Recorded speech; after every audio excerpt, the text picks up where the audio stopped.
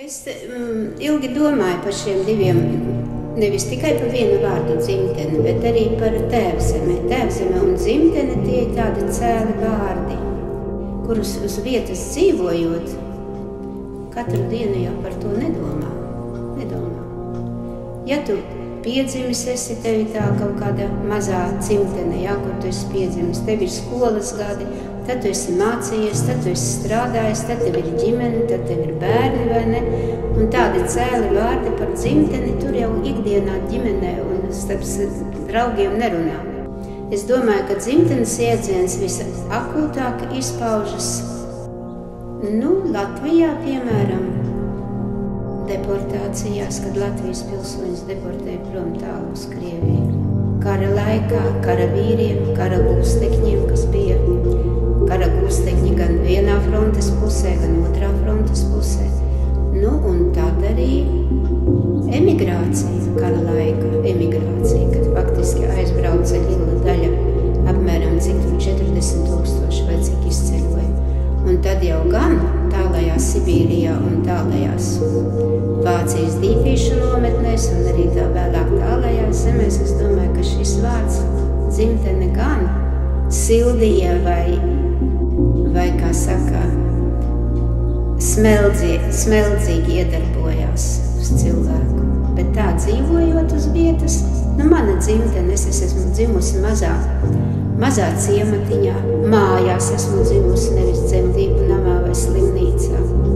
Mācījusies vienā lauku skolā, pēc tam pilsētas skolā, pēc tam iegūsi Rīgā savu izglītību un strādājusi. Un tā kā neesmu domājis par tādu cēlu vārdu vai nekā dzimtene. Esmu pieredzējusi kā padomju varu, pat tad Trešo Reihu, tad atkal padomju varu, tad neatkarīgo Latviju.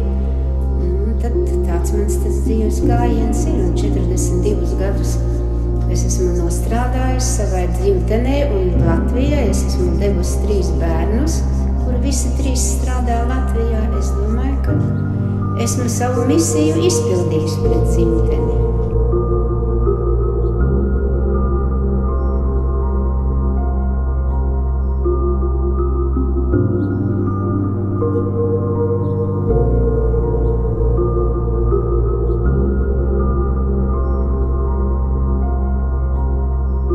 Atceries tikai, kur tu citur atradīsi tādu pavasari, kur tik rožainā gaismā kvēlo bērzi, veselas jaunu bērzu birzes, kamēr tie vēl pumpuroti, un nekur tie nesmaržo, kad saplaukst. Kur vēl citur skan tā ledi, kā Latvijas upēs, kad aprīlī joņo uz jūru.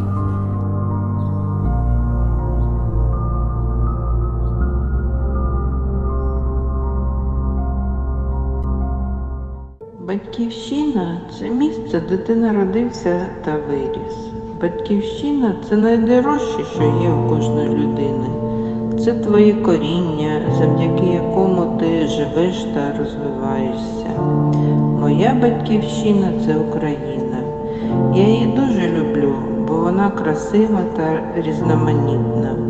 У нас є 2 моря, багато річок, гори, Карпати, безкрайні лани та квітучі сади.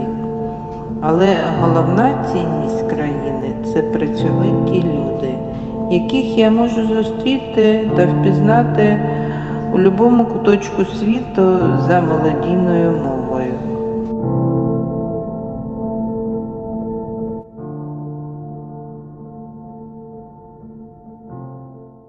Pienso que la patria es algo abstracto. Se considera que es el lugar de nacimiento de una persona. Sin embargo, para mí, la patria es mi cultura, mi historia, mi recuerdo y, claramente, mi familia. No le doy mucha importancia al territorio, la verdad. La patria está siempre dentro de mí. Es tu gesticulación, tu comportamiento, nuestra manera de hablar y de comportarse. Y sin duda amo a mi patria y no tengo una razón para ello, la verdad. Obviamente concuerdo con Lucio Seneca en que hay que querer a tu patria sin importar su grandeza, sino porque es tuya.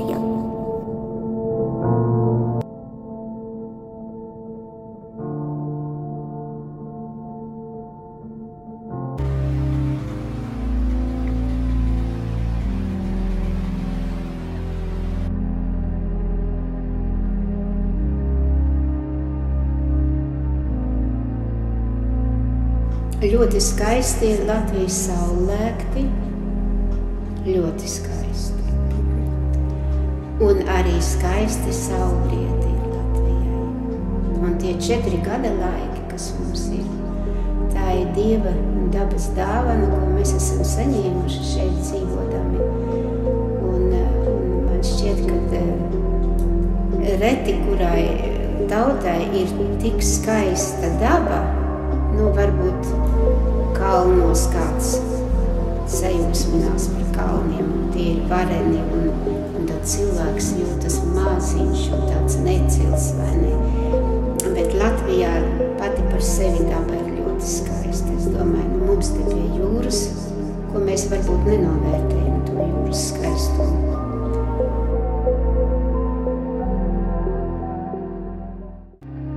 Kādreiz es domāju par šo vārdu, un tad es tā sapratu, ka būt latvietim tas nozīmē, ka nekad nepamest Latviju. Jo man tā šķita, ka neatkarīgi no tā, protams, ir kaut kādi dabas katastrofas vai karš, vai ne, ka tu esi spiests atstāt savu dzimteni, tā ir pavisam cita lieta. Bet tādā miera laikā, tādā normālā sadzīves līmenī, man nekad nav ienācis prātā, ka es varētu aizbraukt no Latvijas projām un dzīvot kaut kur. Man tā šķita, ka Latvija tā ir tā vieta, kur man ir jādzīvo un kur man ir jāpaliek.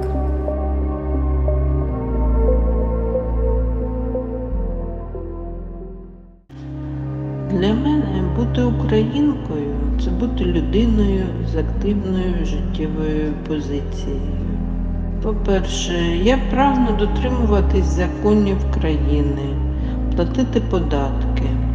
У скрутний для України час я не виїхала за кордон, хоча мала таку можливість, а працюю, наближаючи нашу перемогу. По-друге, це інтерес до культурної спадщини своєї країни, її історії та традиції. По-третє, ставлення до рідної мови. Я бажаю говорити, читати, вивчати українську мову. На мій погляд, позитивні риси українця – це толерантність, доброта та щирість.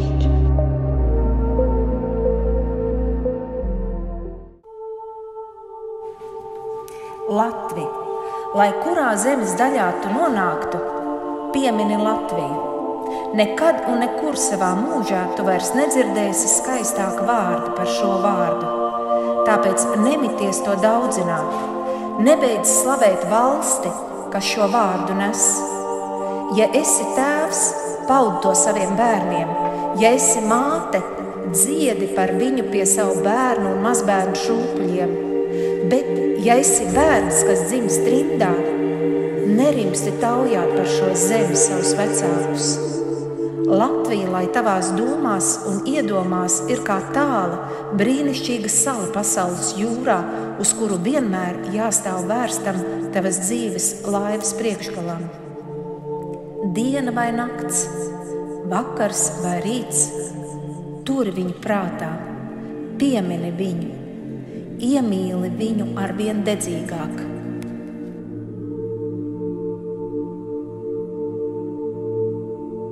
Dzīvo, kur dzīvodams, bet nesaki nekad, te es esmu mājās, te esmu atradis jaunu dzimteni, jo zini, dzimtene ir tikai viena, kur esi dzimis, kur dzimuši un mūži nodzīvojuši tavi vecāki, tavi senči, paudžu paudzes.